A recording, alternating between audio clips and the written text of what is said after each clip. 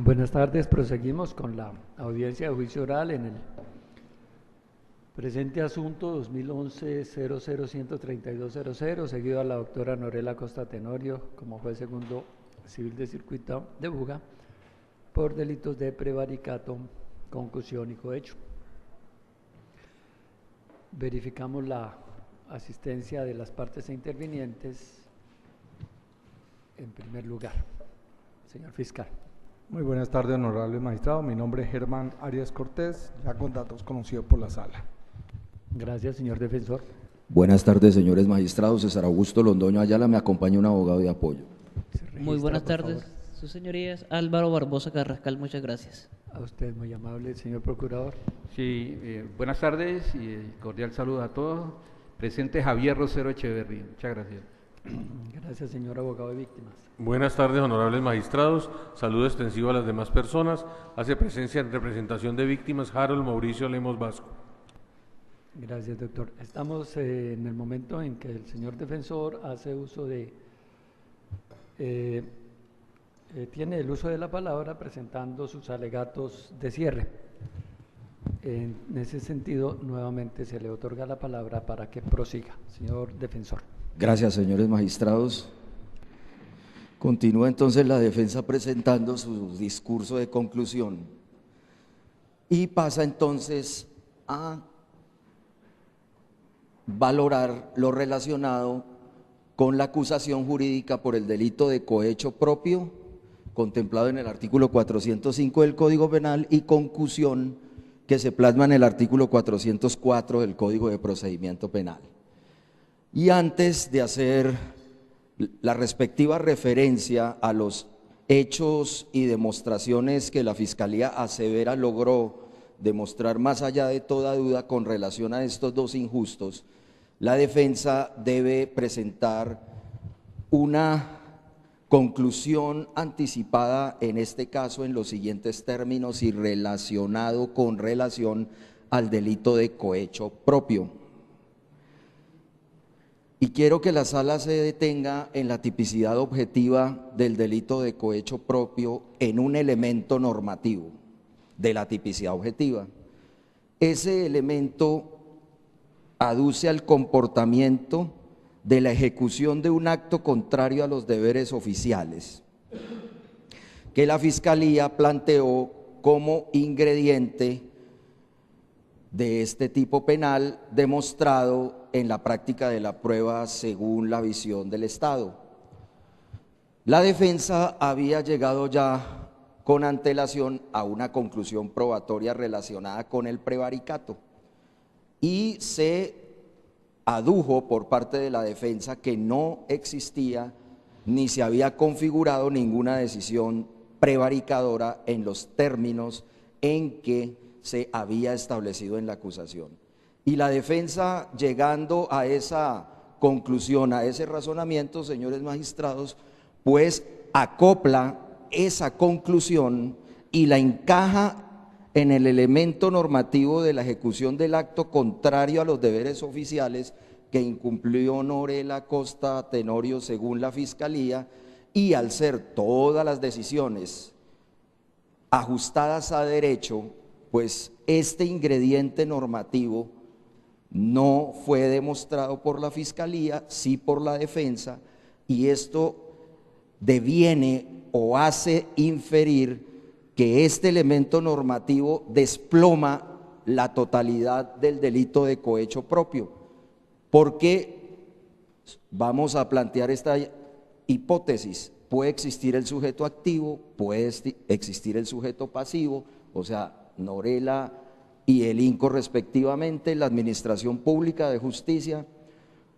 pudo haber recibido incluso dinero, partiendo de esa hipótesis, o haber recibido una promesa o aceptado una promesa remuneratoria, es decir, pudo haber integrado su conducta todos estos ingredientes, pero ante la falta de este ingrediente normativo de la ejecución de acto contrario a los deberes oficiales, es decir, la función de juez dentro del proceso de expropiación ejecutando actos contrarios a la ley, es decir, actos prevaricadores.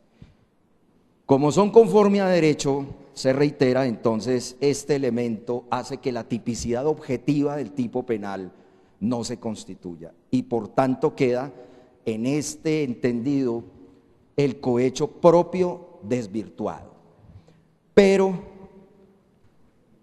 seguidamente y de manera adicional, la defensa demostrará o demostró, y esto con las denuncias que presentó Jaime Grajales Patiño en distintas entidades estaduales, para demostrar una vez más que este cohecho no existió. Lo vamos a ver en los siguientes términos, señores magistrados. O sea, ni siquiera el hecho es atípico, sencillamente el hecho es inexistente. En el primer caso dijimos que era atípico porque no hay decisiones contrarias a derecho. Y en el segundo caso la defensa va a demostrar que a partir de las declaraciones de Jaime Grajales Patiño no existió el hecho, porque así la defensa lo va a plantear en el contenido de las mismas denuncias presentadas por Jaime Grajales Patiño. Entonces, señores magistrados, vamos a ubicarnos en una denuncia que presenta en la estación de policía de Buga el señor Jaime Grajales Patiño. Esa denuncia la presenta Jaime en diciembre 12 de 2007 y allí afirma lo que efectivamente se ha dicho en este escenario, que una primera entrega de 30 millones de pesos a Norela Costa Tenorio en la sede del Juzgado Segundo Civil del Circuito. Y aquí quiero que se detengan, señores magistrados, porque en esta denuncia Jaime Grajales Patiño dice que quien entregó ese dinero fue él personalmente. Y vamos a ver más adelante que dice delante de quiénes, pero dice, y textualmente dice, 30 millones de pesos que los entregué delante de otras personas. Ya vamos a ver cuáles personas. Entonces afirma en esta noticia, en esta denuncia, que él, eso es lo que se entiende, de su propia mano entregó el dinero, 30 millones de pesos a Norela Costa Tenorio. Examinando qué dijo Jaime al día siguiente, eso fue el 12 de diciembre de 2007, para el 13 de diciembre de 2007, con una noticia criminal ante la Fiscalía General de la Nación, Jaime dice dos cosas. Al día siguiente de esa primera denuncia, dice, una vez más, que él entregó los 30 millones de pesos. Él, dice, entregué ese dinero, dice, a la señora juez de nombre Norela Costa Tenorio.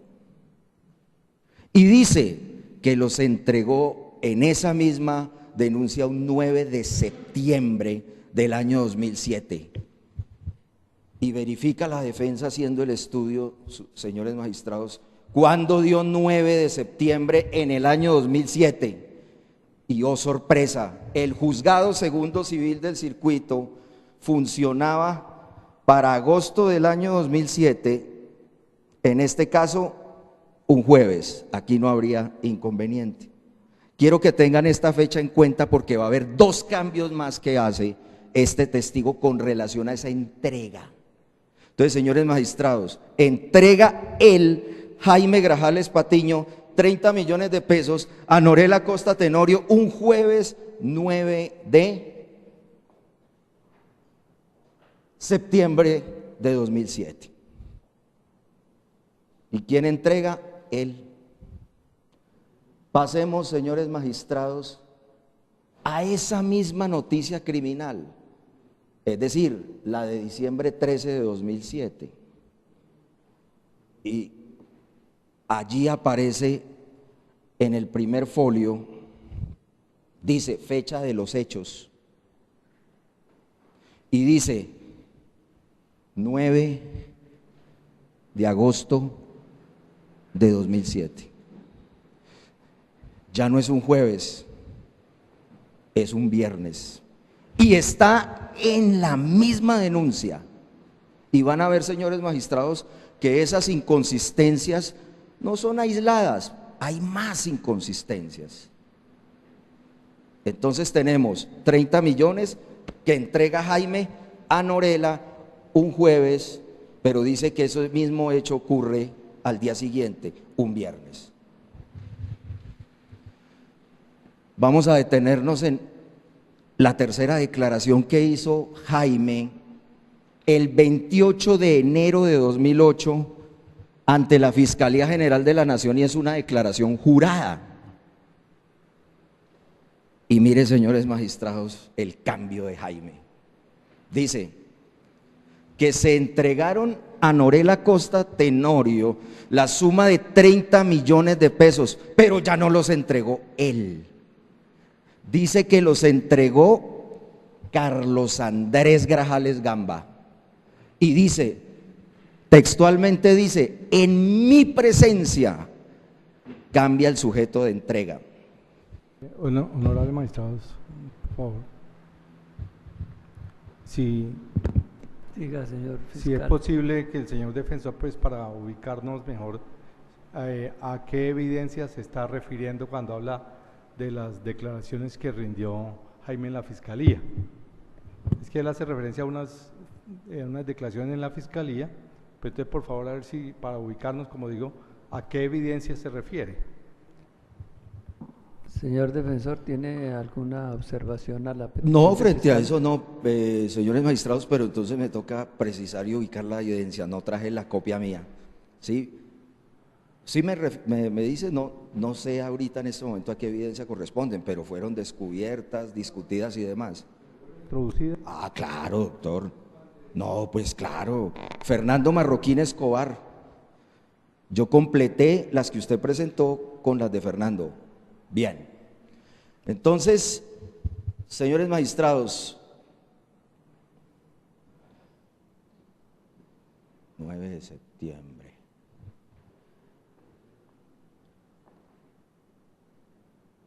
Quiero hacer énfasis aquí en algo. Jaime dice, y aquí corrijo, que él hace una entrega un 9 de septiembre, yo dije agosto, y el 9 de septiembre cae un domingo, un día domingo. Por eso la defensa le preguntó a Norela si el juzgado trabajaba los domingos. Aparecía esa pregunta como un poco idiota e insólita, descontextualizadamente, pero era con ese fin.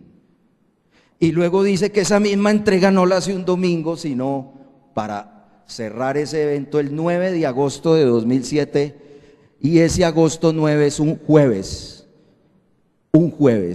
Entonces tenemos, entregó el 30 millones un domingo, luego dice que fue un jueves, y vamos a ver que hay una tercera versión donde cambia la fecha. Bien, entonces en la declaración jurada de enero 28 de 2008, como venía diciendo la defensa, ya Jaime no dice entregué yo, sino que yo estaba presente y entregó un tercero de nombre propio, Carlos Andrés Grajales Gamba. Cambia, decía yo en ese momento, el sujeto de entrega del dinero, y eso no puede ser un hecho irrelevante. Estas inconsistencias que en conjunto con las demás van a arrojar una conclusión que a su vez, integrando las declaraciones de las personas que manifestaban que Jaime era una persona con poca credibilidad, confirman todas estas situaciones de las inconsistencias. Entonces llevamos que él afirma hasta ahora en 2 ocasiones que entregó, y ya en una dice fue otro el que entregó.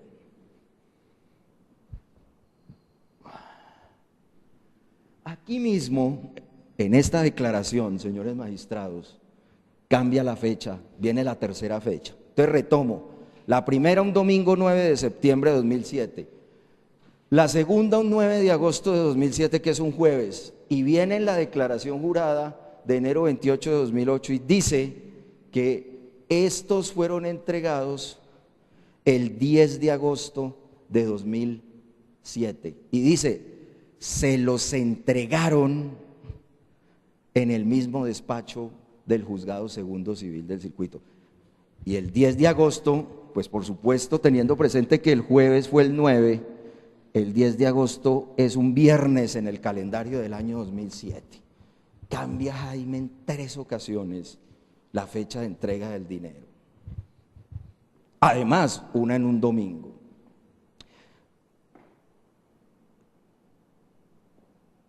En la misma declaración jurada de la que estamos haciendo alusión, enero 28 de 2008, Jaime dice y confirma que se le entregaron 60 millones de pesos a Norela Costa Tenorio y dice, en presencia mía.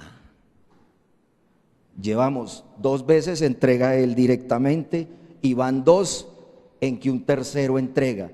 Y dice, fueron repartidos 30 millones, o sea, por entrega. Y dice, le entregaron 30 millones a Norela. Eso fue en el mes de marzo de 2007. Entonces aquí ya, no, una vez más, no entrega él, sino que entregan otras personas. Ya vamos a ver más adelante quiénes. Sigue la declaración jurada de 28 de enero de 2008. Y dice Jaime aquí, ¿quiénes estaban en la entrega de los primeros 30 millones de pesos? Pero más adelante vamos a plantear quiénes estuvieron, sino que dice él, que en los 30 millones que se le entregaron a Norela, los primeros, dice, estuve yo también presente, pero aquí no dice quién los entregó, solamente quiénes estuvieron y que él estuvo presente en esa entrega. Fíjese que hemos leído la misma declaración, la declaración jurada de enero 28 de 2008, y él dice, en este caso, 2 cosas inconsistentes con relación a las primeras 2 denuncias. En la declaración jurada, una vez más, la misma, de enero 28 de 2008, dice, como tratando de justificarse, cuando uno lee esa declaración jurada, da la impresión que hay una preocupación y un afán, se denota eso de la lectura objetiva del texto de la Fiscalía, que necesitan esclarecer ese hecho y se le pregunta en varias oportunidades sobre la entrega de ese dinero. Y él dice, lo que puedo decir es que lo cierto es que en mi presencia hubo 2 entregas, ambas de 30 millones. Y aquí, señores magistrados, ya no especifica, no discrimina quién hizo esa entrega, sino dice, en presencia mía, lo cual quiere decir que él no entregó. Dijo 2 veces entregué, y aquí ya va en 3 ocasiones que dice, en presencia mía se entregaron los primeros 30 millones de pesos a Norela Costa Tenorio. En la misma declaración de la fecha ya indicada, vuelve y confirma que más adelante que la entrega fue un viernes 10 de agosto de 2007. Y ahí termina. Cuando pasamos a la entrevista siguiente, 84 días después de la primera denuncia, de diciembre 12 de 2007, Jaime dice que los primeros 30 millones de pesos fueron entregados por Carlos Andrés Grajales Gamba, le pone nombre propio a eso. Y dice que estuvo presente cuando se los entregó en el Juzgado Segundo Civil del Circuito de Buga. Una vez más entonces confirma y dice que hubo una entrega por parte de un tercero y no como se dice por parte de él en las 2 primeras denuncias, que fue él el que hizo la respectiva entrega.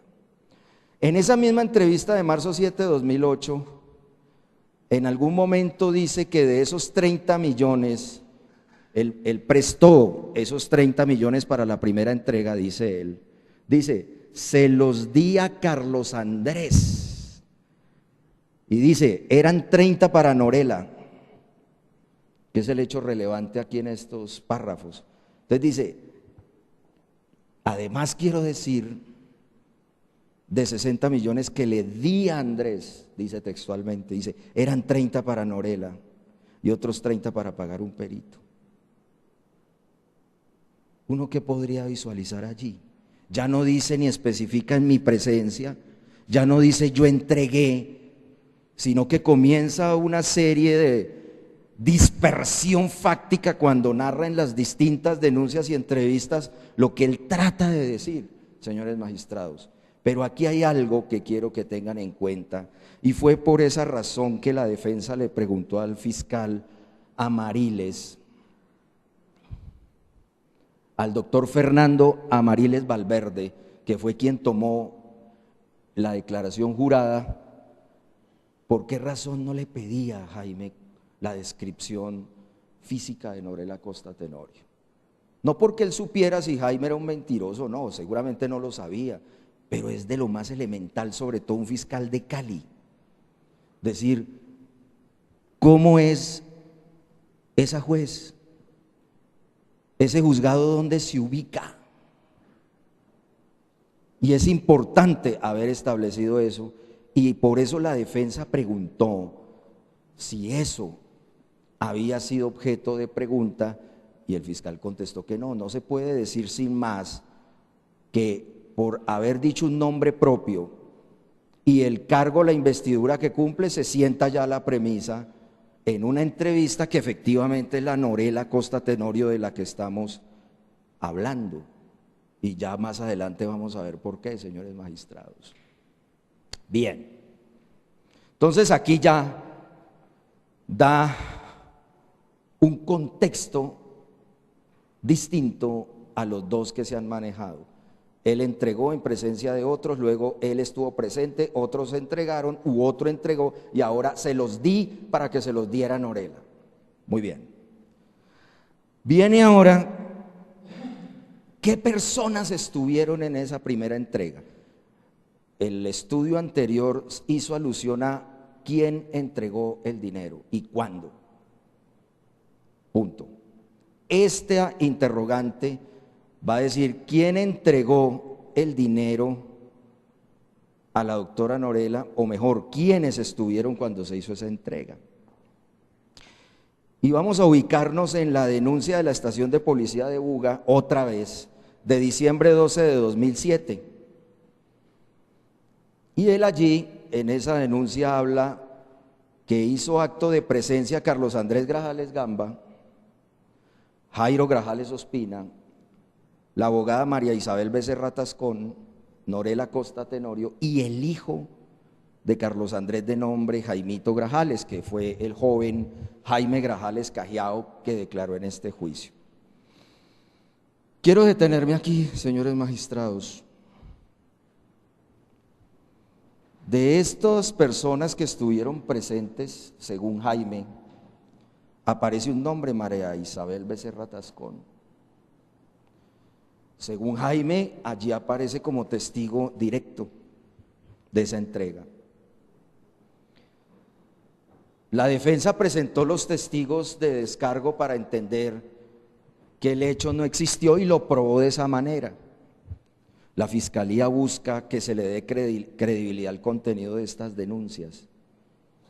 Y aquí hubiera podido solventar la fiscalía con el deber jurídico que tendría esta abogada de haber asistido a este juicio a determinar si fue ese hecho o no cierto.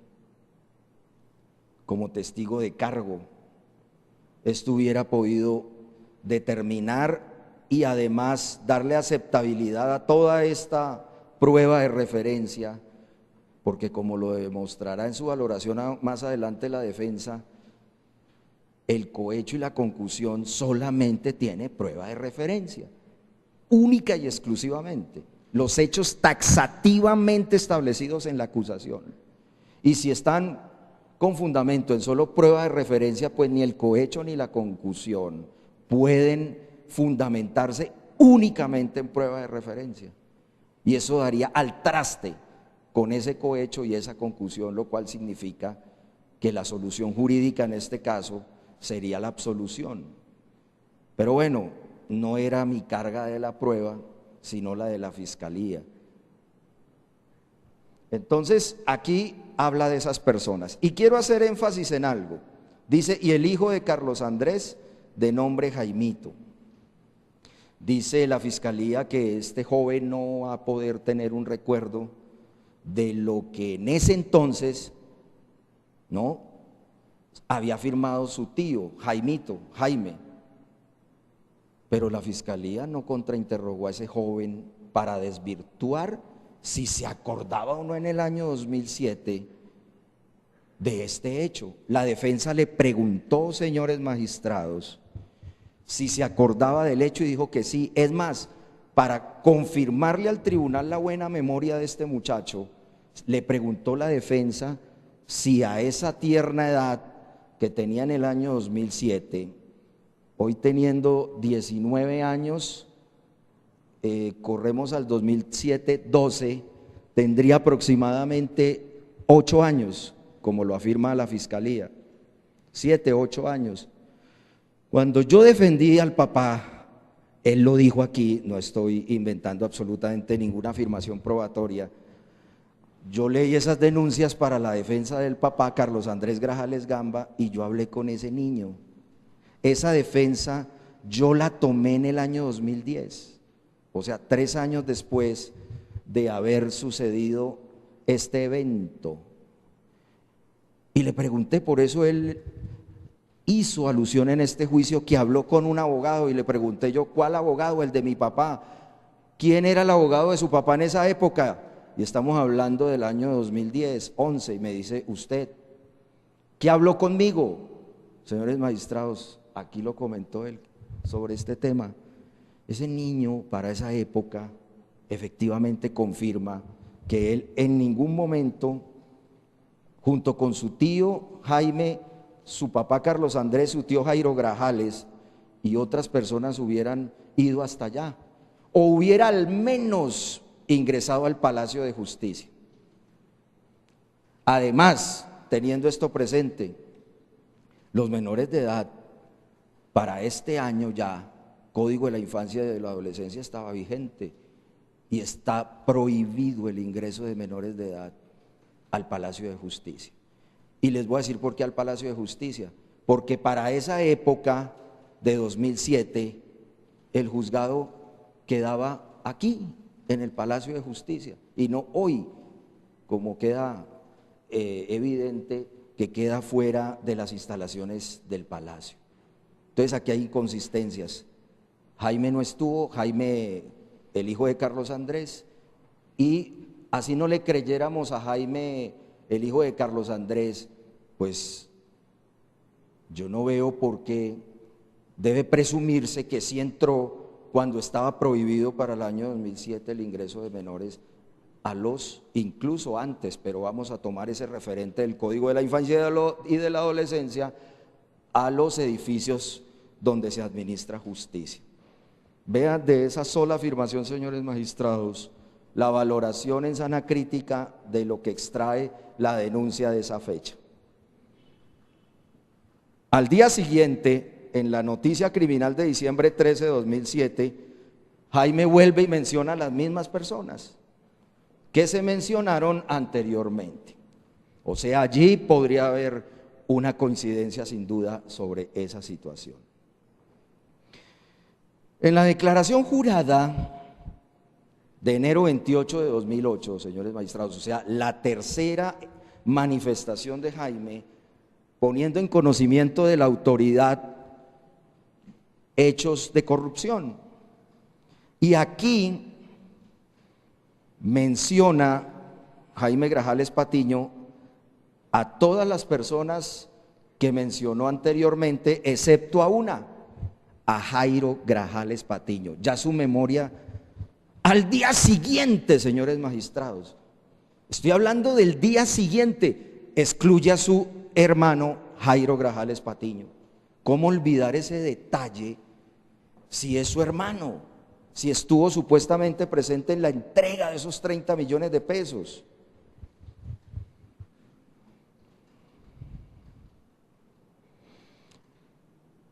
Y en la misma declaración jurada, señores magistrados, de la que se está hablando, de enero 28 de 2008, vuelve y se le pregunta quiénes estuvieron.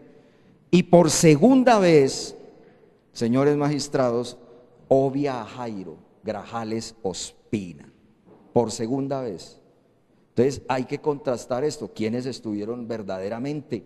Comienza uno a dudar de finalmente él estuvo, él entregó, quién entregó, tuvo contacto con Norela Costa Tenorio.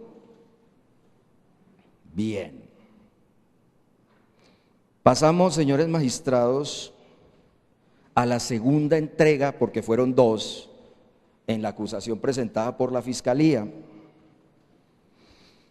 de quienes estuvieron presentes. Vamos a empezar por ahí, en la segunda entrega, ¿no es cierto? ¿Quiénes estuvieron presentes en la segunda entrega de 30 millones de pesos?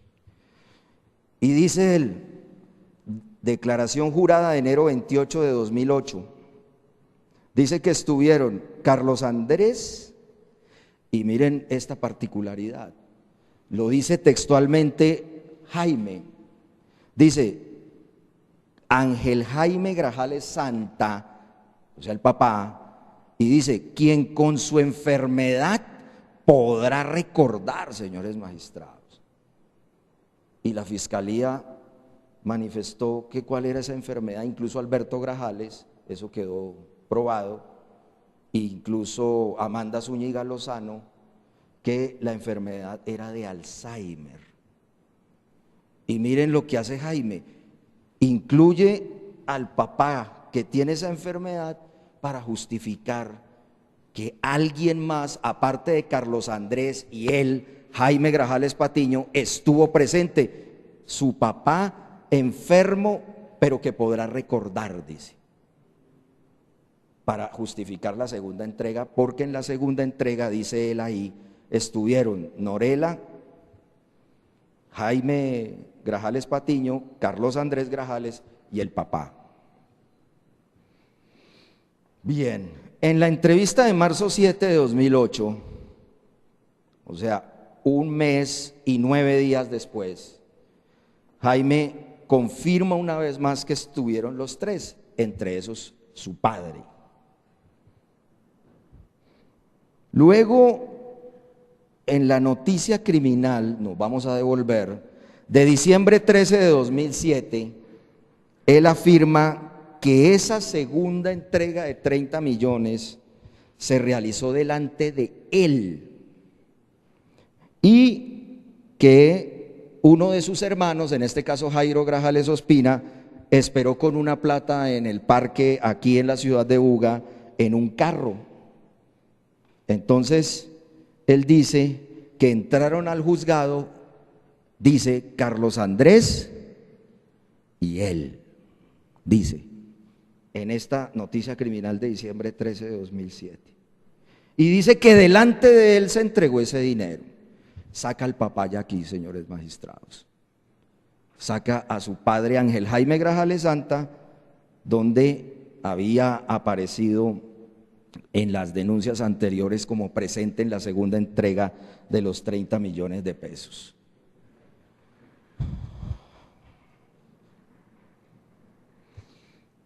Aquí se define parte de la credibilidad de esta persona, y lo dijo el procurador con acierto allí. Uno lo que entrevé era que entre estos hermanos, de lo que entrevé aquí en esta discusión, unos, discúlpenme esta expresión muy coloquial, ¿verdad?, se tumbaban unos a otros, se daban en la cabeza unos a otros. Y fuera de eso el descaro que tenían, todos al papá, todos, señores magistrados, pero eso no vincula en nada a Norela. Una cosa es el escenario del parador donde los hermanos discuten entre ellos y quieren el poder económico de ese negocio, y se tumban, se engañan los unos a los otros económicamente y además cometen delitos con relación a su padre. Y otra cosa es que Norela haya sido al menos una copartícipe de todos esos engaños a este señor Ángel Jaime Grajales Santa. Y lo dice el mismo Jaime Grajales, señores magistrados. Es impresionante que el mismo Jaime diga que cobró un interés a cuenta del parador de Buga por 60 millones que prestó él, que traía de los Estados Unidos, dice, señores magistrados. 60 millones de una plata, dice, que ahorré de 7 años de trabajo, dice. Quiero hacer un énfasis aquí, señores magistrados, de 7 años de trabajo, un dinero que ahorré. Bueno, Alberto Grajales Patiño dijo, uno, que Jaime no hacía nada en los Estados Unidos. Dos, que Jaime, que él conociera, había llegado sin un peso. Esa manifestación la corroboró su sobrino Álvaro Iván Grajales, quien vivía con Jaime Grajales Patiño, la señora Cruz Elena Patiño de Grajales y su mamá, la mamá de Álvaro Iván, Nancy Grajales Patiño. Y dijo Álvaro Iván, no, él llegó sin plata y siempre mantenía sin plata y vivía de lo que la mamá Cruz Elena le daba a Jaime Grajales Patiño.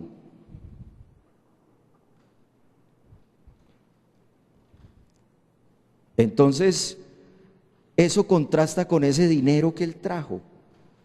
Trajo dinero y la única prueba que había, idónea incluso para demostrar, pues un poco más cercana a la certeza y no a las altas probabilidades que se manejan aquí con relación a si trajo o no dinero, o de dónde sacó ese dinero, pues por lo menos dijo que de los Estados Unidos, que era una cifra de 60 millones de pesos que para la época había que declarar en la DIAN.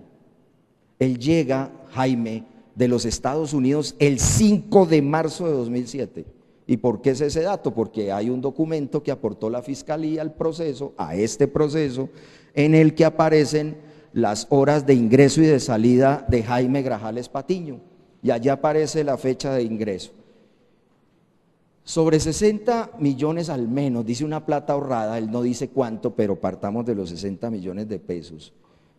Aproximadamente eso podrían ser unos $15.000 en el momento, poniendo el dólar a un precio muy bajo.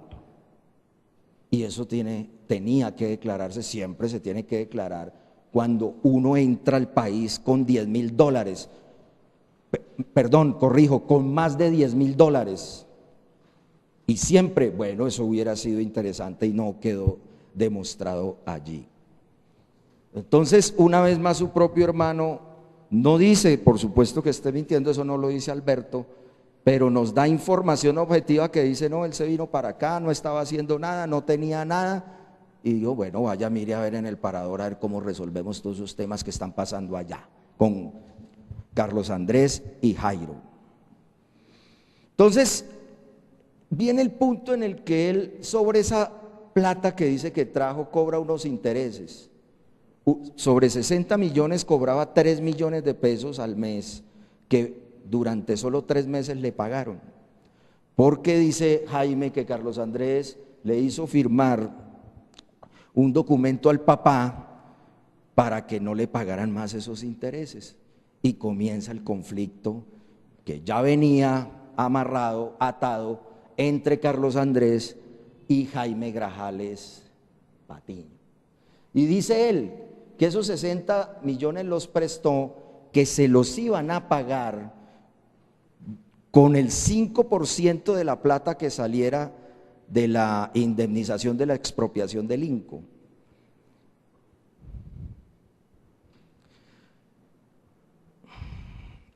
Dice que ese dinero, esos 60 millones de pesos, se plasmaron esa obligación en favor de él mediante 6 letras cada una de 10 millones de pesos. Dice que por arte de magia se perdieron de la guantera de su carro. Y mire lo curioso, señores magistrados, él ya estaba peleando con Carlos Andrés, no le habían vuelto a pagar los intereses, y dice en una de las denuncias que él cree que fue Carlos Andrés Grajales Gamba porque le prestaba el carro. Entonces, ¿en qué momento hizo ese, digamos, en qué momento prestó ese carro y quién tiene 6 letras de 10 millones de pesos en la guantera de un carro? 60 millones en letras representan plata. Y además la prueba, sin duda, idónea para hacer forzosa la ejecución de ese dinero ante el incumplimiento de una obligación. Y dice, por arte de magia se perdieron, pero yo creo que fue Carlos Andrés el que las cogió porque yo le prestaba el carro. Vino entonces en ese problema por parte de los intereses, y aquí, como se dijo por parte de la defensa, comienza el conflicto, y existiendo ya ese conflicto, vamos a ver posteriormente que extrañamente Carlos Andrés lo llama a él para hacerle invitaciones a que se reuniera con Norela Costa Tenorio, un señor llamado Tulio Enrique Moreno Cardona, María Isabel Becerra Tascón. Dice, señores magistrados, estando peleando, lo invitan a reuniones para decidir si le dan o no a una juez el 15 o el 10%, como vamos a ver que varían los porcentajes según Jaime, y lo tienen en cuenta para eso. Pero quiero que tengan especial cuidado en esto, señores magistrados. ¿Qué necesidad había de consultarle a Jaime, a Javier, a Alberto, si el poder de recibir, como lo dijo el fiscal, para beneficiarse con el pago de la indemnización solo lo tenían Jairo Grajales Ospina y Carlos Andrés Grajales Gamba? ¿Para qué Carlos Andrés Grajales Gamba tenía que convocar, aparte de Jairo, que era con el que tenía que hacer ese tipo de arreglos, para qué hablar con los demás Grajales si ellos tenían el poder de recibir ese dinero, todo el dinero? Pero no, ustedes creen, teniendo yo el poder para recibir el dinero, me voy a poner a consultarle a mis otros hermanos, oiga, venga, yo tengo la plenitud del manejo de ese dinero, sí, me lo pagan a mí, pero venga, yo quiero hablar con ustedes y sobre todo con un hermano tan conflictivo como se dijo aquí, como Jaime Grajales Patiño, y con los distanciamientos que marcaron los hermanos de sangre, como dicen ellos. Aquí se escuchó esa expresión por parte de Alberto Grajales y los otros hermanos. Bueno, no tendría sentido esa aseveración en esas condiciones del monopolio del manejo del dinero para este propósito.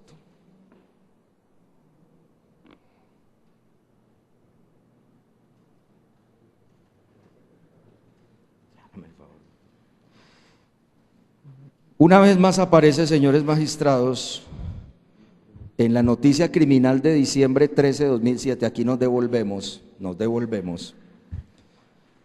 que él estuvo presente y que delante de él, Carlos Andrés, que le entregaron, dice, que se ingresó al palacio, dice así, y dice, le dimos ese dinero delante mío a la señora juez Norela Costa Tenorio. Dice en la noticia criminal de diciembre 13 de 2007. En la declaración jurada de enero 28 de 2008, él insiste en que en presencia de él se entregaron 60 millones de pesos. Es decir, estuvo en las dos, incluida esta segunda entrega de la que estamos hablando. Y más adelante, unos 3 renglones más abajo, en la declaración jurada de enero 28 de 2008, Jaime dice, respecto a cómo fueron repartidos, 30 lo entregaron a Norela, eso fue en el mes de marzo de 2007 que se refiere a la primera entrega, Y dice, en la entrevista siguiente, marzo 7 de 2008, y estamos hablando en la segunda entrega, dice, la plata 30 millones de pesos que le entregaron a la doctora en el despacho, dice, y se los entregó Carlos Andrés.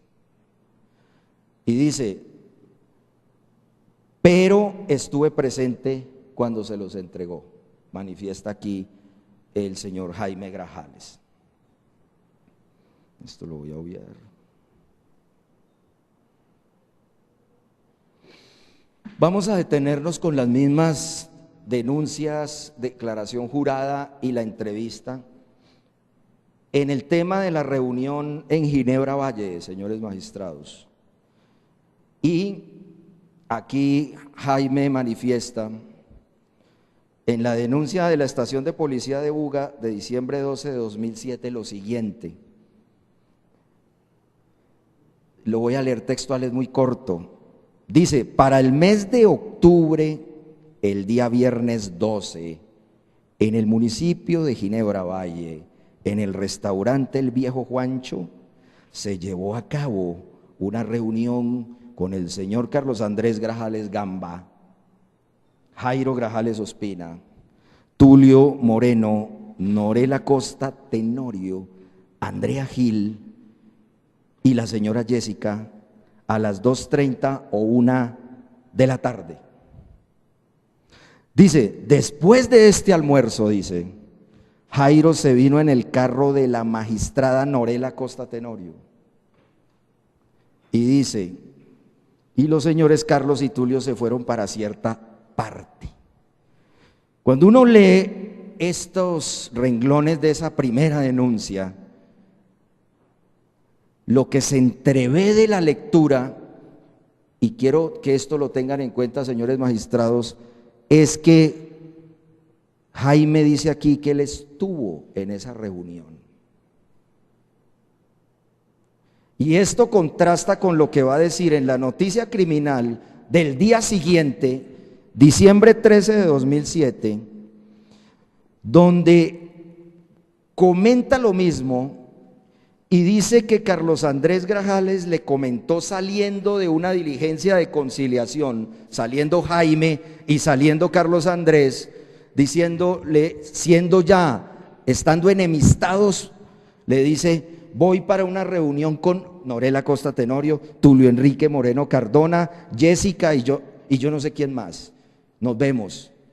Ya aquí Jaime da a entrever que él no fue.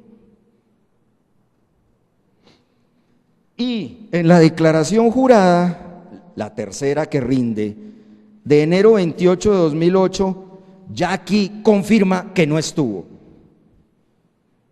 De la primera se entrevé que estuvo, en la otra como que sí, como que no, pero ya aquí dice que no estuvo. ¿Por qué? Porque ya aquí dijo que le contaron solo Carlos Andrés Grajales y que él estaba con su hermano Javier Grajales Patiño y que Carlos Andrés dijo que iba para Ginebra a una reunión. Y aquí no dice con quién, a una reunión. Luego en la entrevista de marzo 7 de 2008, confirma lo que se acaba de decir, pero él excluyéndose, sacándose de que estuvo en esa reunión, como se desprende de la primera denuncia de diciembre 12 de 2007.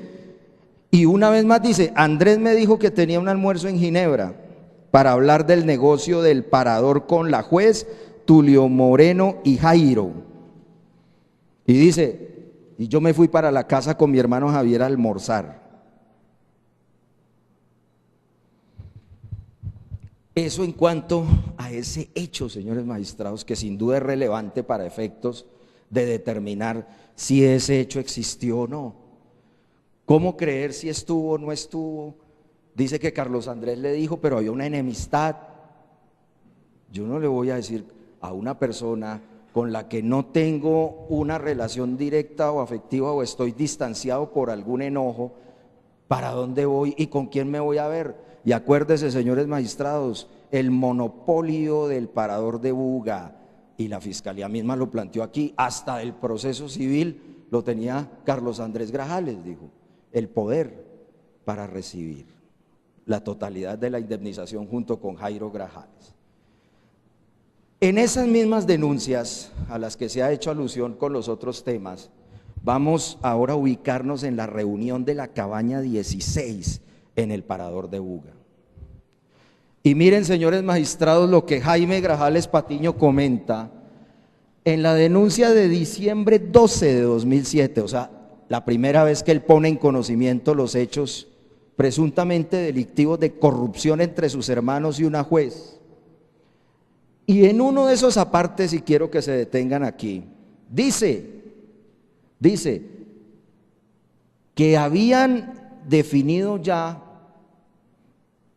cómo distribuir un 35% del total de la indemnización entre la abogada María Isabel Becerra Tascón, Carlos Andrés Grajales Gamba y los gastos. Hablan de gastos. Dicen 35% que se distribuiría así, 20% para María Isabel Becerra Tascón, 10% para Carlos Andrés Grajales. ¿Qué sentido tiene que quien tiene el poder para recibir toda la indemnización diga no, venga, denme el 10%? Por favor, señores magistrados, eso es realmente no solamente incomprensible, sino contrario a la más mínima y elemental regla de la experiencia negativa, en este caso, en ese tipo de hechos. Y miren, señores magistrados, lo que dice aquí.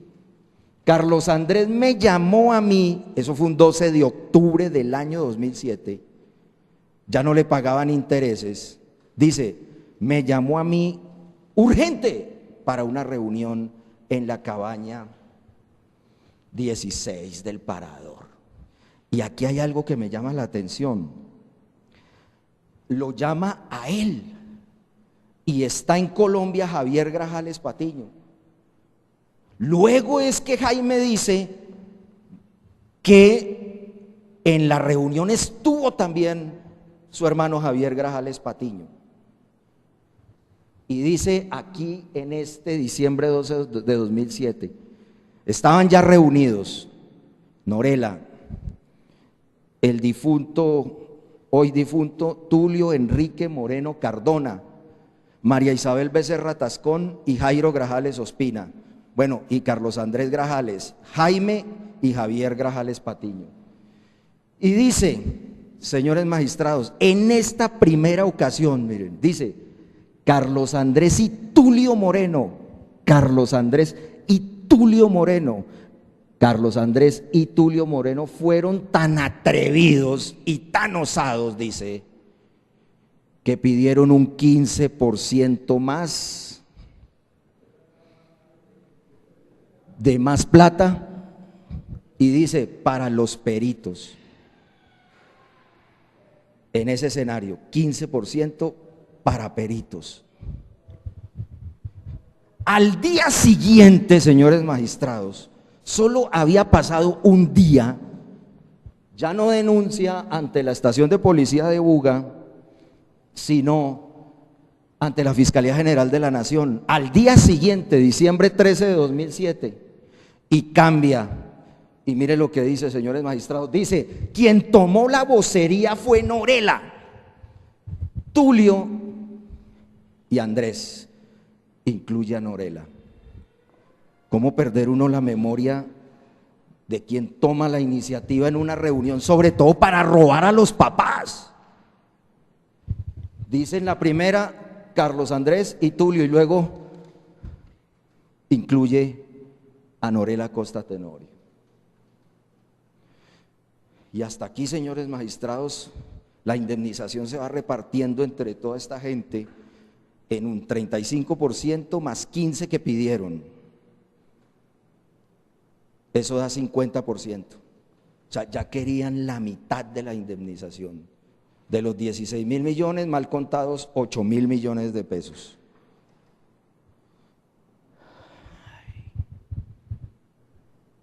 Y dice aquí, Al día siguiente, Jaime dice, la señora juez en ese momento dijo que para terminar el proceso a ella le tenían que dar un 15% para ciertas personas que habían colaborado en el proceso.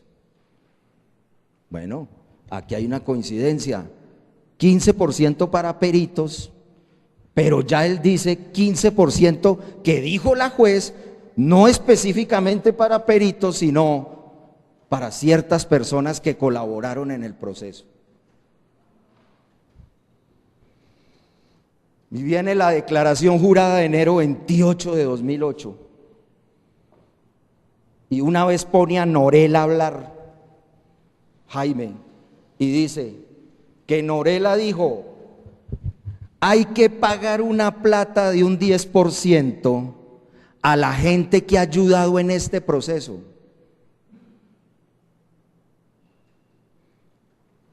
Y dice, y un 10%, perdón, y un 15% para mí. Entonces tenemos 35% más el 15% aquí supuestamente para peritos, y supongamos que es la misma cifra que pide Norela luego para ciertas personas que colaboraron en el proceso, ya iba a 50, ¿sí? Y ella luego dice, no, para mí 10%, va el 60% de la indemnización, señores magistrados. Uno no puede ser tan ingenuo, digo Jaime, para creer que estas cosas convenzan a quien las lea, sabiendo que para la época Cruz Helena Grajales tenía su abogado, como para ver ese abogado tolerado que se repartieran 60% de la indemnización unas personas y quedara el 40% para repartir entre Ángel Jaime y Cruz Helena. Eso es un absurdo. Eso sería descubrir de una manera tan evidente toda la confabulación ilícita que Jaime describe. ¿Y cuánto es el? Más de 8.000 millones de pesos.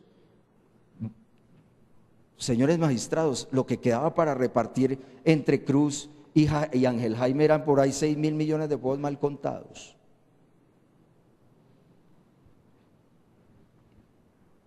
Entonces aquí Jaime dice, Norela pidió el 15%, ya luego dice que no pidió el 15% para ella, sino el 10%, señores magistrados. ¿Ustedes creen que esos cambios de porcentaje son débiles probatoriamente? No, señores magistrados. La falla fue de la fiscalía, de estas fiscalías que recibieron esas entrevistas. Por eso la fiscalía, al recibir este tipo de entrevistas, tiene que ser exhaustiva. Por eso se le preguntaba al fiscal Amariles, para evitar, como este tipo de sucesos, la muerte de un testigo clave en todo esto, en los procesos, al menos en los que he estado yo aquí defendiendo esta situación, y se evitarían o se aclararían este tipo de cambios. Y uno cuando lee, y los invito, señores magistrados, la declaración jurada del 28 de enero, uno percibe el afán del fiscal, no para que Jaime termine elaborando una construcción fáctica lógica, no, es evidente que no le cree, así de sencillo. Es que no lo podía decir, pero tanta pregunta y recabando en el mismo tema, tenía preocupado al fiscal Amariles sobre la veracidad de ese hecho. No lo reconoció aquí, vio una persona muy tranquila, dijo, como lo dijo el colega fiscal, que es cierto, y lo mismo dijo la señora Soraya Fernández, que es asistente de ese fiscal Amariles Valverde.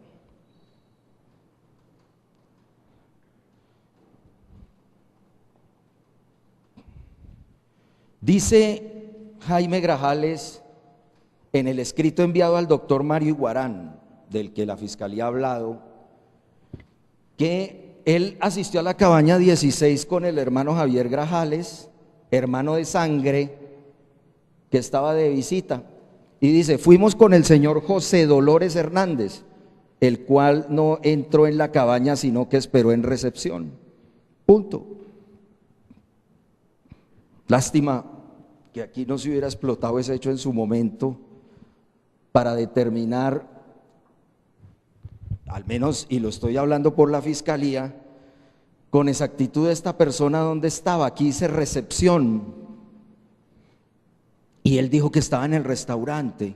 El restaurante no es una recepción. ¿Quién dijo eso? José Dolores Hernández. Y ubica allí esa presencia de esa persona. Y en este mismo escrito, Jaime dice, poniendo en conocimiento lo que ya ha afirmado antes, dice que la juez Norela dijo de la forma más descarada que el proceso iba muy bien y que ya los avalúos iban en 16.000 millones de pesos y que todo era un negocio y que de por tal manera ella había que darle el 15%. 15%, ¿al fin qué? Miremos atrás. Carlos Andrés y Tulio piden el 15% para peritos. Norela pide el 15% para personas que ayudaron en el proceso. Luego Jaime dice que Norela pidió 10% para gente que colaboró en el proceso y 15% para ella solita. O sea, Norela aquí pidió el 25%, y aquí pidió el 15%, y aquí pidió el 15% para personas que colaboraron en todo este asunto del parador. Eso es diciente por sí solo.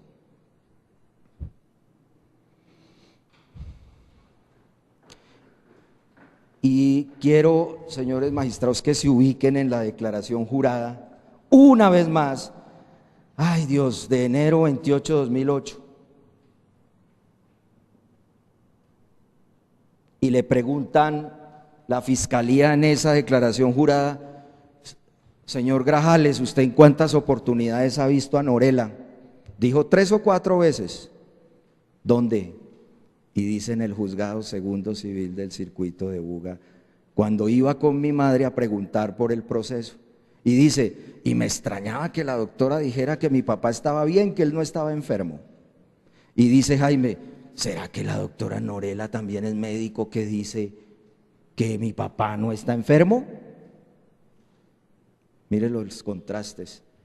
La vio 3 o 4 veces, ¿dónde? En el juzgado. ¿Por qué no dice que aparte de haberla visto 3 o 4 veces en el juzgado, la vio en el parador de Buga? Por, qué sé yo, 4ª, 5ª vez. No, él limita la manifestación que hace y dice, la he visto. La pregunta es concluyente, ¿cierto? Durante los encuentros que usted ha tenido con ella, ¿ha sido a solas o dónde? ¿Y dónde han hablado del dinero? Y él dice, con la señora juez 3 o 4 veces que he ido al juzgado preocupado por el proceso. Punto. Se olvida, en una misma declaración donde dice que la vio en la cabaña 16, se olvida que también la vio en el parador de Buga.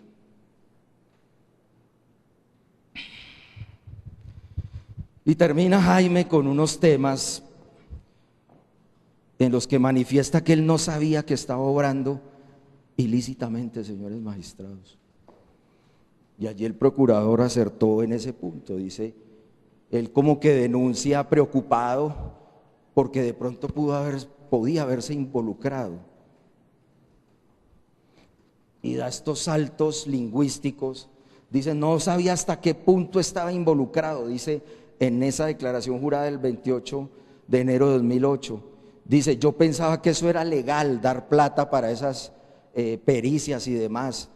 Y asimismo en esa misma declaración vuelve, no sabía lo grave que eso era hasta el día que fui al parador de Buga a cobrar mis intereses.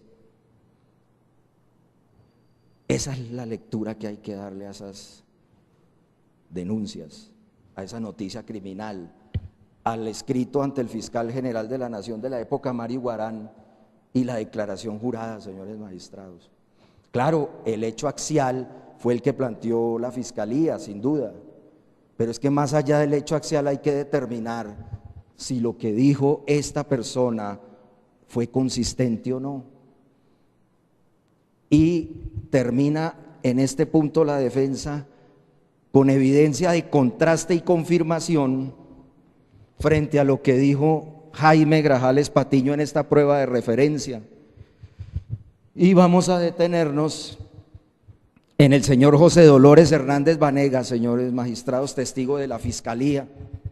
Y mire lo que plantea José Dolores, que estaba en el restaurante y que vio a Norela Costa Tenorio de perfil, una mujer elegante, alta y con unas gafas oscuras, que la vio.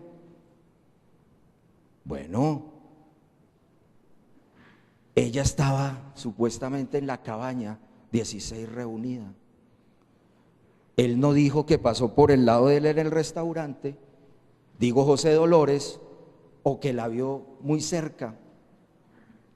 Bueno, la defensa, para definir que este testigo mintió, trajo a Luzmila Moreno. Y aquí Luzmila Moreno declaró, y Luzmila, ante las preguntas de la defensa, dijo: ¿dónde queda ubicado el restaurante del Parador? Permítanme y hago una escenificación muy informal en este punto, señores magistrados. ¿Dónde quedaban las cabañas? Aquí donde está el televisor. Ya. Uno del restaurante a las cabañas podía mirar. Entonces ella decía sí y no. Bueno, ¿por qué sí? Entonces ella decía, se podía ver las de este ladito. Y le pregunté yo, ¿y la cabaña 16? Dijo, no, de donde salió Norela, y tuvo que haber sido vista cuando salió. Sí, así fue, porque no quedó demostrado dónde la vio. Lo que quedó en el contexto es que la vio, punto, no más. Entonces le pregunta uno a Luzmila Moreno: Luzmila, ¿hay obstáculos que impidan ver del restaurante a las cabañas? Y dijo que sí. Dijo, hay como la bodega y luego hay como unos árboles. Pero la vio José Dolores, señores magistrados. Ese es un superhombre que vio a una persona, como lo dijo Carlos Andrés Grajales Gamba, describiendo la distancia que había entre el restaurante y la cabaña, aproximadamente 80 a 100 metros. Luzmila dijo, una cuadra. Pero para rematar este testigo, le pregunta a la defensa que cómo era el tono de piel de la doctora Norela Costa Tenorio. Y él, en esta sala de audiencia, señala a la colega presente al lado de ustedes a mano derecha, dice él. No, pues igual de rubia, discúlpenme la expresión, a la doctora Norela, son de tez distinta. O sea que no vio a Norela Costa Tenorio. Y de perfil a una cuadra de distancia, señores magistrados, con palos en medio y con una esquina de bodega impidiendo la visión. No, ese testigo miente sin duda. Y le voy a decir algo más, señores magistrados. Y preocupante, no que el doctor tenga que ver en eso, pero que un investigador le exhiba una fotografía de la acusada cuando entrevistaba a José Dolores Hernández sobre los hechos de la reunión de la cabaña 16.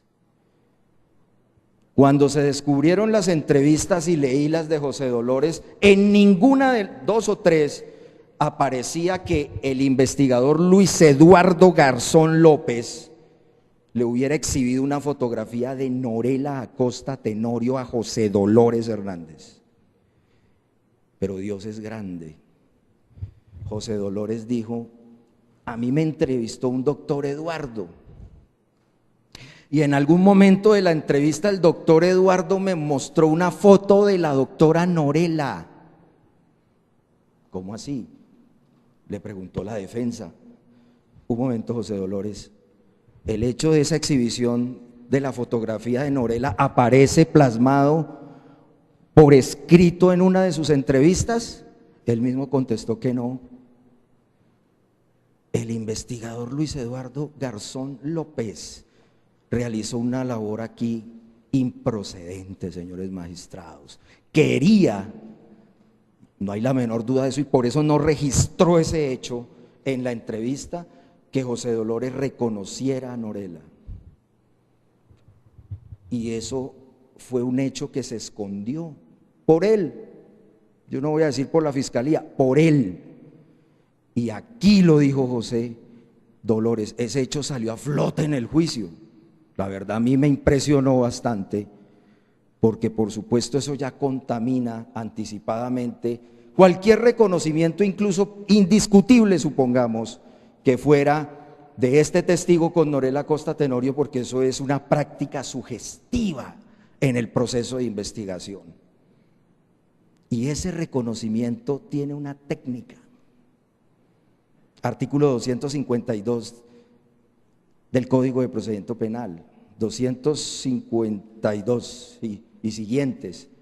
Ahí está, reconocimiento a través de fotografías o videos y si se necesitara reconocimiento en fila de personas. No, Luis Eduardo obró y escondió ese dato.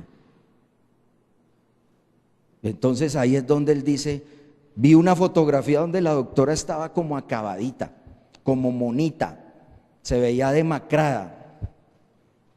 Fíjense, señores magistrados, quiero que tengan en cuenta ese hecho para restarle credibilidad, por supuesto, a José Dolores Hernández Vanegas. Carlos Andrés Grajales Gamba, hecho por hecho, ítem por ítem de todas las denuncias, negó unos hechos y reconoció otros, y contó cuál era el problema entre ellos, mediante lo cual quedó confirmado que casi desde la llegada de los Estados Unidos comenzaron los problemas con él. Eso lo confirmó Jairo Grajales Ospina, un testigo incluso que dio la impresión de torpeza, de lentitud, que incluso me desesperó en algún momento hasta tal punto, pero eso que pasó aquí le da credibilidad a ese testigo, señores magistrados, que no hubo aquí manipulación en el contenido de lo que dijo este testigo Jairo Grajales Ospina y Carlos Andrés, y fueron coincidentes en reconocer uno de los contenidos o varios de los contenidos de esos documentos de Jaime y ante la negación de otros. Álvaro Iván Grajales confirma que José Dolores era como mentiroso. Bueno, y así no hubiera venido Álvaro Iván, eso quedó confirmado aquí. Luzmila Moreno, aparte de contarnos cómo se encontraba distribuido el espacio y las cabañas en el parador, dice que Jaime era una persona un poco problemática, pero también una persona como mentirosita. Y ese hecho tiene conexión con lo que efectivamente aquí se ha establecido. O sea, yo no traje los testigos para que dijeran que era mentiroso y punto. Los traje para demostrar que era mentiroso conforme a lo que había dicho en sus denuncias. Tulio Enrique Moreno. Tulio Enrique dice que fue Jaime Grajales el que lo llevó al parador. Eso no lo desmintió la fiscalía. Aquí estuvo Amanda Zúñiga, estuvo Edith Múnera Rengifo. Se le hubiera podido preguntar quién llevó a Tulio al parador, Jaime o Carlos Andrés. Entonces la defensa probó a través de, lamentablemente, otra prueba de referencia. Tulio me contó a mí cuando defendí a los Grajales y defendí al inicio en un bloque este caso hace unos 8 o 9 años al principio. Yo lo conocí y yo estuve presente en esas entrevistas. Dijo, a mí me llevó fue, y lo dice Jaime Grajales Patiño. Y mire lo que dice Jaime Grajales Patiño, señores magistrados, que Tulio estaba en el parador. Él no dice que fue Carlos Andrés el que lo llevó, sino que dice que estaba en el parador y que Tulio se hacía pasar por abogado del INCO. Amanda Zúñiga lo que dijo aquí era que él había sido nombrado como auditor del parador con el fin de preparar todo lo relacionado con la expropiación del INCO. Pero Jaime dijo, no, se hacía pasar por auditor del INCO. No, Amanda Zúñiga desmintió eso. Fíjense. Y Tulio fue llevado por Jaime. Unas inconsistencias más a este respecto. Y Tulio desmiente que efectivamente esa reunión no existió, pero que sí se hacían reuniones.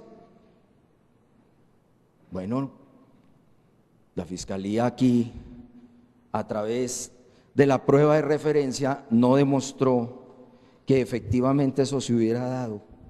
Entonces, concluyo esta parte con lo siguiente, señores magistrados. Tenemos en el centro a Jaime Grajales Patiño, que dijo todo esto. Todo esto. Jaime Grajales Patiño estaba al lado de José Dolores Hernández Vanegas. Jaime le contó esto como la defensa lo ha analizado a José Dolores. Aquí José Dolores mintió. Entonces nos devolvemos, hasta aquí queda solo prueba de referencia, porque pierde validez por inconsistente incluso el testimonio de José Dolores. Pero viene aquí al ladito Alberto Grajales Patiño, quien manifestaba, él no dijo que directamente Jaime fue el que contó eso. Me enteré, me contaron, dice. Es un testigo de oídas, dijo la fiscalía, y eso es cierto. Es prueba de referencia de segundo grado. La de primero son estas denuncias, pero les voy a decir algo, señores magistrados. Replica Alberto lo que dice Jaime con las inconsistencias, sin que lo sepa Alberto, de lo que Jaime dice en estas denuncias. Luego, ese testimonio de referencia de segundo grado pierde su eficacia probatoria y nos devolvemos otra vez a la prueba de referencia. Viene ahora Javier Grajales Patiño, y voy a echarme un poquito para atrás para hacer la cruz. Y dice la fiscalía, Javier conocía todo esto, pero no pudo venir porque temía por su vida. No, eso no es una prueba. La fiscalía tiene los medios para proteger al testigo. Incluso tiene los medios para traer, si se quiere, coercitivamente al testigo desde los Estados Unidos si es necesario. La fiscalía dice que tenía temor, es decir, lo tenía ubicado, hablaba con Javier. Señores magistrados, Javier tenía el deber de declarar. Podía hacerlo desde los Estados Unidos perfectamente. Bueno, el hecho de decir que Javier conocía los hechos, pero que no vino por temor, no prueba absolutamente nada. Luego, esto es un testimonio que no existe para el proceso probatorio aquí, y nos devolvemos otra vez a la prueba de referencia de Jaime. Luego dice el fiscal que ata esa prueba de referencia de Jaime a las conversaciones entre Norela y Carlos Andrés. Dice la fiscalía. La pregunta es, ¿qué conexión tienen esas conversaciones donde dice la fiscalía que se establecen unos intereses de carácter económico y que se percibe un afán de pago por parte del INCO con relación a este tema de prueba? Dice él, demuestra que Carlos Andrés y Norela tenían una amistad. Sí, perfecto, vamos a partir de ese supuesto que es así, pero yo quiero que me conecte ese cohecho y esa concusión que es la que denuncia Jaime con esas intervenciones. Si es correcto lo que plantea la fiscalía, no hay un vínculo indiciario, señores magistrados, le voy a decir en qué sentido. Indiciario en que hay un contacto entre un hombre y una mujer que tienen interés en un pago, pero indiciario no me lo puede construir la fiscalía para decir que ese contacto comunicativo me genera un hecho indicador indiscutible para que los hechos indicados de cohecho propio y de concusión se construyan probatoriamente, no. El hecho indicador debe estar probado. Y de las llamadas no puedo decir, ay, efectivamente hubo una petición de Norela del 15% y por otra parte recibió en 2 oportunidades 60 millones de pesos. No. El hecho indicador, hay un vínculo entre estas personas. El hecho indicado están unidos para el trámite del proceso y demás y el cobro. ¿Y la conclusión cuál es? Pues esa unión. Pero si usted parte del hecho indicador, conversan un hombre y una mujer con intereses en los resultados del proceso civil de expropiación y dice, hecho indicado, que cobró el 15% en la cabaña 16 y que le entregaron en 2 ocasiones 30 millones de pesos, no se infiere del hecho indicador. Por eso desde este punto de vista es imposible generar una conclusión probatoria a este respecto, señores magistrados. Luego, ¿qué tenemos? Una prueba de referencia. Después de lo que rodea esa prueba de referencia se desvirtúa en los términos en los que lo planteó la defensa, única y exclusivamente quedan las 4 expresiones o manifestaciones efectuadas por Jaime en los documentos antes referidos. Y señores magistrados, según el artículo 437 y la norma rectora 7, y no recuerdo otro artículo que es el que expresamente lo dice, manifiesta que no se puede exclusivamente una acusación penal fundamentar únicamente en prueba de referencia, y este es el caso. Y este es el caso. Entonces, por ese solo hecho, y de aquí prueba la defensa, o probó la defensa, que el cohecho propio y la concusión quedan desmontadas, como lo dijo, por inexistencia del hecho, no por la tipicidad, la inexistencia de los 2 pagos de 30 millones por las inconsistencias de Jaime y de los otros testigos, repitiendo lo que Jaime decía, y por supuesto eso da al traste, derruye esa parte de la teoría probatoria y jurídica de la Fiscalía.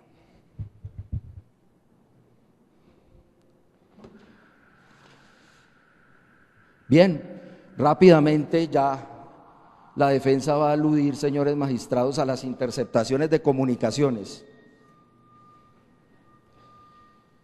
Listo, tenemos unas conversaciones entre un hombre y una mujer. Tenemos una conversación 1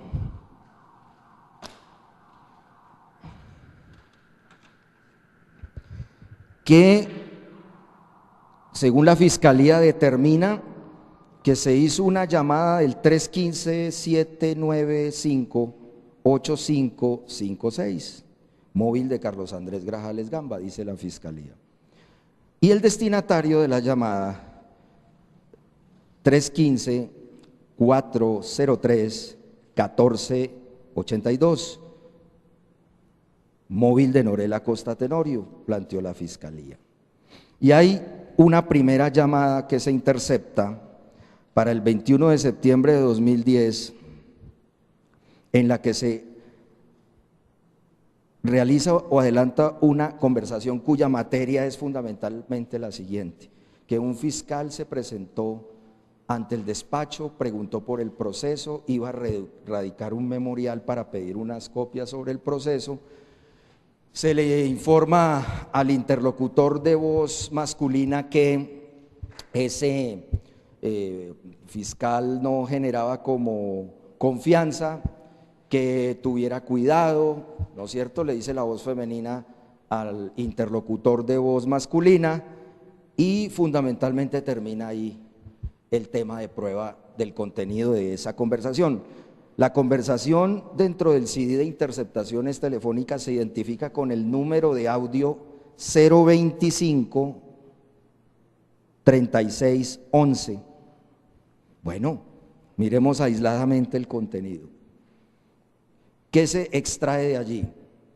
Que efectivamente hay un vínculo allí, cercano entre un hombre y una mujer. Una funcionaria pública, según lo que se conversa allí, de la visita de un fiscal que conocía el caso de, como lo dijo aquí el fiscal Ángel Manuel Castillo Padilla. ¿Y qué prueba arroja esto desde el punto de vista probatorio? Un contacto, y que le dan una información sobre lo que pretende ese fiscal con relación al proceso. Punto, ese es el tema de prueba aquí. La pregunta es, frente al prevaricato, que ya quedó desvirtuado, esa conversación, ¿qué injerencia tendría frente a esa ilicitud? Ninguna. Frente al cohecho propio, se prueba un vínculo entre un hombre y una mujer, pero en ningún momento eso es un hecho indicador contundente, necesario, inevitable, que lleve a afirmar a la Fiscalía que hubo el pago de 30 millones de pesos en 2 ocasiones. No se puede dar ese salto porque ese no es el hecho indicado. Tampoco puede generarse como un hecho indicador que salte a que la concusión, es decir, la petición de Norela del 15, del 10%, del 25% de la indemnización se dé. No se puede dar ese salto porque aquí no habría una inferencia continua o una abducción. Entonces, no puede decir del hecho indicador, hay 2 personas conversando, hecho indicado, uy, hubo concusión, o hubo cohecho, lo podemos tomar de otra manera. Hecho indicador, 2 personas con confianza hablan del proceso de expropiación y del proceso penal que se adelanta hablan de un proceso penal. Hecho indicado, Jaime Grajales dijo en sus denuncias que Norela recibió 60 millones de pesos. Y el otro hecho indicado, Jaime Grajales dijo que Norela pidió un porcentaje del valor de la indemnización. No se puede dar ese salto indiciario, porque no hay una conexión entre el hecho indicador que se derive el hecho directamente, que genere la conexión y la respectiva conclusión de esa adicción. Segunda llamada, son 2 llamadas nomás, señores magistrados. Dice, se trata de una llamada también del número que se citó anteriormente al número que la Fiscalía dice que es de Norela Costa Tenorio. Y ya en esa conversación se habla de unas cosas que la Fiscalía aprecia como un interés irregular e ilícito en el proceso de expropiación. Entonces se habla que llamen a un abogado porque el abogado del INCO acabó de radicar un recurso, y se habla que qué jartera de todo ese tema, si ya se habían asumido compromisos. No se sabe qué compromisos eran. Al parecer era que el abogado del INCO no interpusiera recurso, y al no interponerse recurso, pues el pago era líquido, se recibía inmediatamente porque quedaba ejecutoriado el auto de todo el proceso de ejecución forzosa, las decisiones. Bueno, de allí se desprende ese interés, señores magistrados. La pregunta es, ese es un segundo hecho indicador de ese interés que se plasma allí, se plantea en los términos del Estado, de la Fiscalía. Se puede saltar al hecho indicado que este cohecho se dio en la realidad, es decir, de ese contacto, de todo eso que allí afirman en términos de un interés en el cobro de una indemnización, saltamos aquí hubo 2 pagos de 30 millones de pesos. No, señores magistrados, no se puede dar, porque eso se denomina un salto inferencial, y eso está vedado por las reglas del conocimiento. Ahora, se puede dar la inferencia que diga, de esa conversación donde se resalta un interés por el resultado del proceso y el afán de que no hayan recursos y demás, y el incumplimiento de compromisos, se puede, como hecho indicador, se puede generar el hecho indicado. Norela pidió en algún momento, en el mes de octubre de 2007, un porcentaje sobre la indemnización. No, señores magistrados, el hecho indicador dice que hay un contacto, había un interés sobre alguna actuación y de ahí se deriva el hecho indicado, que habían 2 personas interesadas en ello y no más. Luego no puede derivarse, como la Fiscalía hizo la valoración, haciendo saltos inferenciales que no corresponden a la estructura del indicio, hecho indicado que debe derivarse directamente del hecho indicador y la conclusión indiciaria. Y no se puede dar. Se puede dar si lo quiere reforzado, con saltos indiciarios que están, como se acaban de decir, prohibidos por los procedimientos de la lógica en este caso. Pero detengámonos en la segunda conversación, que es la que estamos nosotros analizando, señores magistrados.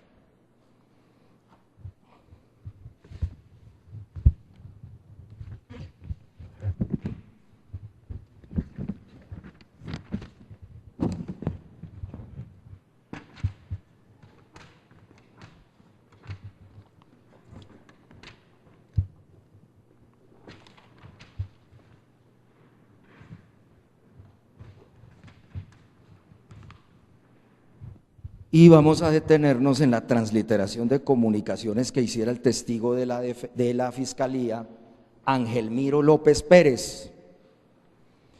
Y en el folio, bueno, digamos, no está registrado el folio, pero dice comunicación número 7, o sea, se ubican allí. Estamos hablando de esta segunda llamada, cuyo número interno de audio es 029-1815. Que fue la llamada a la que acabé de hacer alusión. Se presentó un recurso de reposición, se incumplieron compromisos, como que todo el mundo ahí la embarró, ay, qué jartera, la plática no salió, eso es lo que dice. Mire que el propio técnico en interceptación dice, señores magistrados, número de audio interno, el que ya dije, fecha, aparece la fecha del 21 de septiembre de 2010, hora 15:25:03, duración 5 minutos 23 segundos, móvil de origen 315-795-8556, y dice móvil de destino no registra. Y yo por eso le pregunté a Ángel Miro, esto en esta casilla móvil de destino que dice no registra, y le dice, ¿y qué dice ahí arriba? Dijo Norela a mano y resaltado en el original. Ahora, pues por supuesto que eso genera ya la duda por sí mismo de si fue el destinatario ese número de celular. Y una duda más, claro, la perito Adriana María Corredor dijo que tanto la primera y la segunda comunicación correspondían a la voz de Norela Costa Tenorio.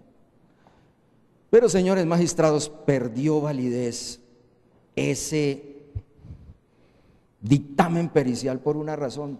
Basta solo ver el contrainterrogatorio de la defensa y todas las inconsistencias que Ana María no supo solventar para explicar su dictamen. Suponiendo que mi perito, la señora Lucila Castañeda Espejo, no tenga credibilidad, porque como dice la Fiscalía, tiene más de 50 años y no es idónea para ese propósito, lo cual en ningún estándar ni protocolo dice que una persona de 50 años o más, lo que dice es que una persona de esa edad lo que tiene que hacer es un examen anual para determinar si escucha bien o no. Entonces, señores magistrados, eso es diferente, pero hay que otorgarle credibilidad a Lucila. Claro, fue evidente que la edad que dijo seguramente no es la de ella.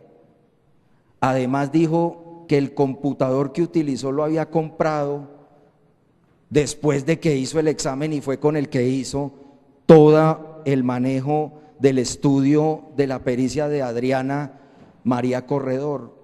Pero eso no le resta per se toda la experiencia y la superioridad técnico-científica de esa señora de más de 50 años con relación a la joven fonoaudióloga de la Policía Nacional. Lucila, señores magistrados, aquí demostró, y solo me voy a referir a eso, basta con mirar los espectrogramas y son diferentes, el de Lucila y el de Adriana María Corredor. No voy a decir más porque las gráficas fueron las que se interpretaron. Una lectura les dio Adriana y otra lectura le dio Lucila. La defensa sí cuestionó en el contrainterrogatorio a Adriana, manifestando qué tan diciente y concluyente era la información y la lectura de la espectrografía que había planteado.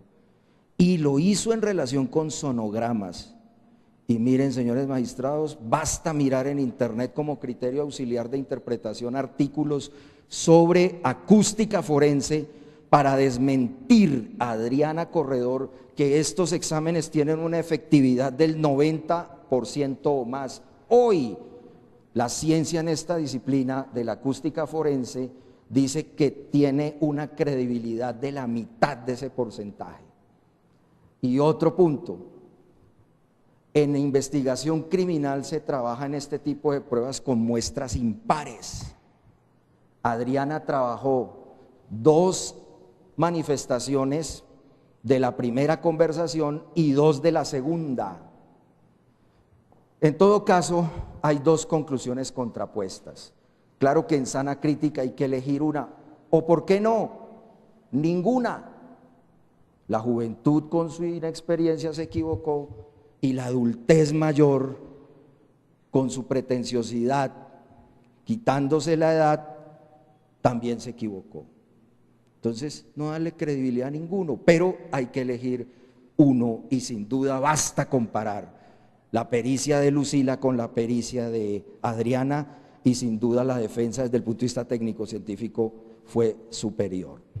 Ahora, manifestó que se había hecho en febrero, si mal no recuerdo, el examen auditivo para efectos de certificar su idoneidad como fonoaudióloga, y eso no lo desvirtuó la Fiscalía. Y en este punto de las interceptaciones, por último, señores magistrados, aparece el análisis link que hiciera Freddy Becerra Benítez, que fue la persona que hizo el estudio de las sábanas de los abonados telefónicos. Y solo quiero que tengan en cuenta lo siguiente, señores magistrados. Ténganme el micrófono aquí, doctor. El informe es de 6 de diciembre de 2010. Y él describe, señores magistrados, este perito dice que este informe que presenta es sobre los números 315, 403, 1482, 315, 535, 1989 y 317, 442, 5265. Aquí aparece el número que dice la Fiscalía que es de Norela, pero aparecen 2 números adicionales que según aquí el investigador dijo, uno de ellos pertenecía a Carlos Andrés Grajales. Debe partirse aquí de lo siguiente, señores magistrados. En el estudio se dice 3 números que no corresponden a Carlos Andrés, ninguno de los 3.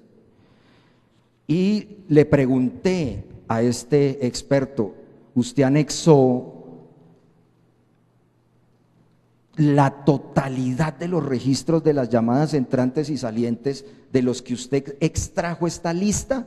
Me dijo que sí.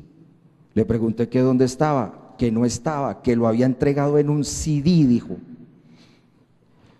Más adelante, este testigo, sabiendo que el objeto de su procedimiento eran esos 3 números, dice que el número 315 795 85 56 es de Carlos Andrés Grajales Gamba. 1. ¿De dónde sacó esa información si los abonados eran de 3 números que no correspondían ninguno al de Carlos Andrés? Pero él lo hizo y se atrevió a decir que este número, señores magistrados, era de Carlos Andrés, y cuando aparece el pantallazo del titular de esta línea telefónica habla de Jairo Marín Gutiérrez, número telefónico 315-795-8556. Y él aquí en su estudio, que estuvo por fuera de lo que le autorizaron, dice que es de Carlos Andrés Grajales Gamba. ¿De dónde saca esa conclusión? Y dice que el teléfono fue vendido en Manizales. Por eso yo le pregunté por los email, porque puede haber un número gemeliado con email distinto, señores magistrados. Esta no es la única carta de identidad en el lamentable tráfico técnico de celulares. Así como se gemelea una placa, un chasis, la matrícula de carga de un vehículo, una cédula de ciudadanía, lo mismo pasa con este tipo de cosas. Y dice, en los anexos de ese informe, me entregaron 3 copias de los 3 números que fueron objeto de estudio y que ya la defensa mencionó.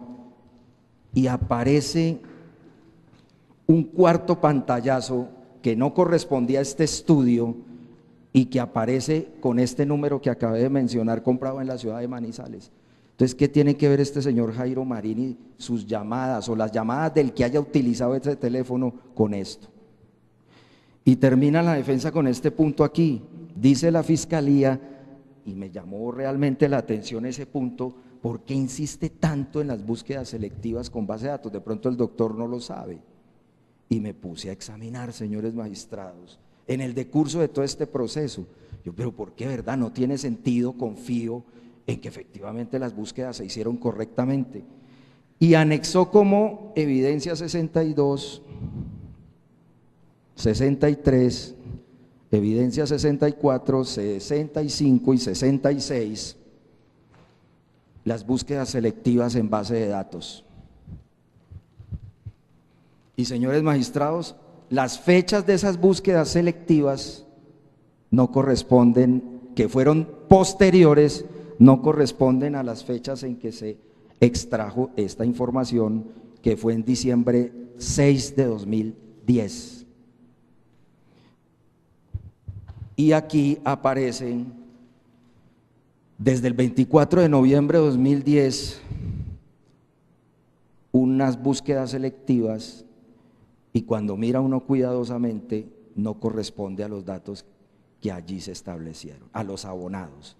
Y se pregunta uno, ¿de dónde entonces salió eso? ¿No sería el caso venir a discutir eso aquí en juicio, señores magistrados? Porque para eso el escenario es la audiencia preparatoria. Pero esto se inquieta porque no coinciden este cruce de datos de esas actas que se aportaron con el propósito de darle legitimidad a todas estas cuestiones relacionadas con el CD, con este estudio de análisis Lean y demás. Y lo curioso es que el análisis Lean, que a lo último y de una manera realmente muy antitécnica presenta el investigador, hay 3 teléfonos, señores magistrados, precisamente los 3 que se mencionan al principio de ese informe de investigador de campo. ¿Dónde está aquí el de Carlos Andrés? Ojo, señores magistrados, lo que les quiero decir es, ¿dónde está? ¿En qué sentido? Que muchas de esas llamadas, de las 19 que dice el fiscal, las hizo, al parecer, ese número que dicen ellos es de Carlos Andrés, pero es de un Jairo Marín. 19. Y aquí está el número ese que dicen que es de Carlos Andrés, pero la pregunta es ¿dónde están y quién ordenó esa intervención al derecho de la intimidad de esa persona para llegar a esto? Hubiese tenido en el gráfico del análisis Lean que aparecer, ¿cómo le llamo yo a eso? Un cuarto gráfico con el teléfono celular al frente, con ese número que dicen que es de Carlos Andrés, con todas esas vectores que salen y entran, y no está aquí. Eso confirma que algo pasó con ese informe y que ese informe, señores magistrados, adolece por supuesto de legalidad Y a pesar de que ese tipo de peticiones se hacen en la audiencia preparatoria, el hecho de no solicitarse no subsana, incluso en segunda instancia y aún en casación, que se puede alegar una exclusión de prueba como la que se está refiriendo allí. Entonces, dados esos criterios objetivos, sería suficiente para entender que hay una inconsistencia al menos, ¿no? Y la consecuencia más grave sería la exclusión probatoria, y la menos grave, la pérdida de eficacia probatoria de ese informe. Y termina la defensa ya, señores magistrados, con dos testigos de la Fiscalía, Cruzelena Patiño de Grajales y Nancy Grajales Patiño. Bueno, todos, o al menos yo, no voy a generalizar porque sería una falacia por generalización falsa, que estas dos personas involucradas en todo esto manifestaron que nunca habían rendido una declaración ante la Fiscalía. Bueno, creámosle eso a Cruzelena Patiño, que fue un poco evidente que estaba despistada, como perdida, como confundida, obnubilada, pero Nancy Grajales Patiño fue contundente en decir, examinó las entrevistas y dijo que no había rendido esa declaración. Señores magistrados, eso también hay que valorarlo, sobre todo el de Nancy Grajales Patiño.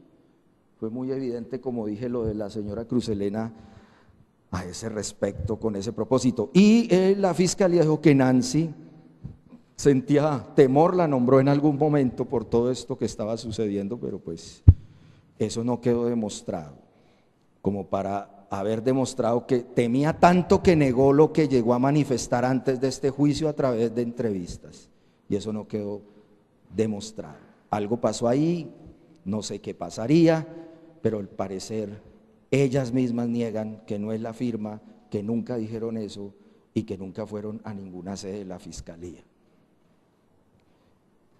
De todos estos razonamientos, señores magistrados, la defensa solamente tiene que hacer la solicitud siguiente: que se absuelva, es decir, no se declare la responsabilidad penal de Norela Costa Tenorio por los cargos jurídicos que presentó la Fiscalía en contra de esta ciudadana, porque la Fiscalía no probó, más allá de toda duda razonable, que sus decisiones fueran contrarias a derecho, que cometió delito de concusión al pedir un porcentaje del resultado de la indemnización y que en 2 ocasiones recibió la suma de 30 millones de pesos. Son hechos graves, pero no quedaron probados. Por esa razón la Fiscalía la defensa debe solicitar indiscutiblemente la declaratoria de no responsabilidad penal. Es todo, señores magistrados, y muchas gracias. Gracias, señor defensor.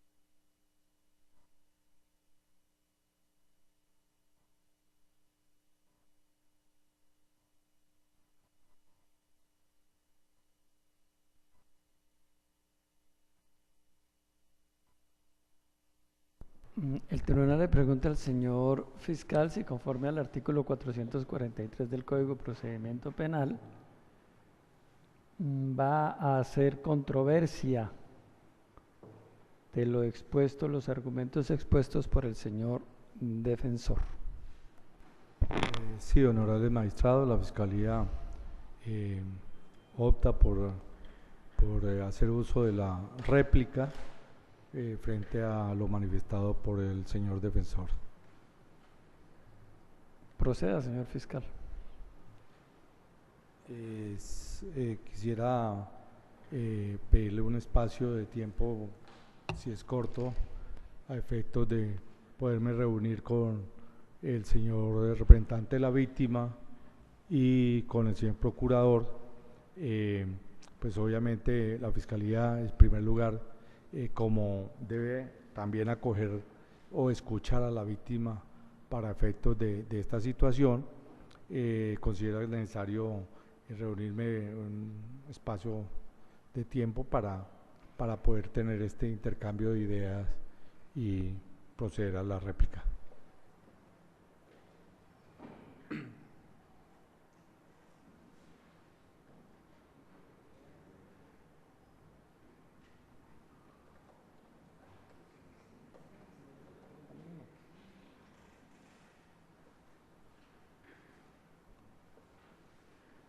Entonces, atendida la petición y planteamiento que hace el señor fiscal, continuamos con esta audiencia para la controversia y, si el señor defensor bien lo tiene, su correspondiente réplica el día de mañana, 13 de septiembre a las 9 de la mañana en esta misma sala de audiencias. Mañana, 13 de septiembre de 2018, 9 de la mañana, en esta misma sala de audiencias, Carlos H. Morales. Quedan notificados en estrados. Gracias.